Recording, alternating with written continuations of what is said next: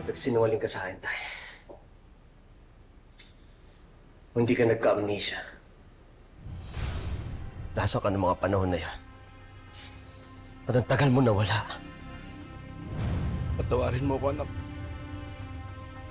Naging marupok ako nung makilala ko yung nanay ni Tolitz. Nang mabuntis ko siya. Wala na akong pang mahirap sa inyo ni Nora.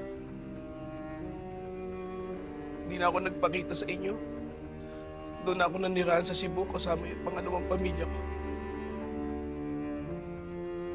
Gusto ko magpadala ng sustento sa inyo.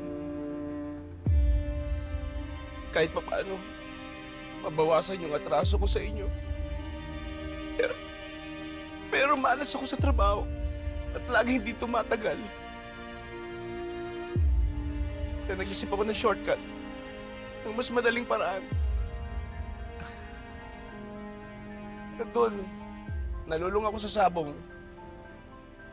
Pero imbis na gumanda yung buhay ko, mas lalong lumubog. Kaya desperado makabawi sa pagkatalo. Nag-scam ako ng mga tao para may pangsugal ako.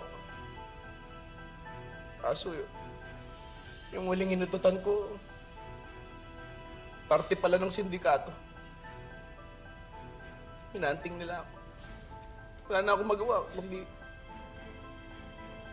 bumalik dito sa Maynila para takasan sila.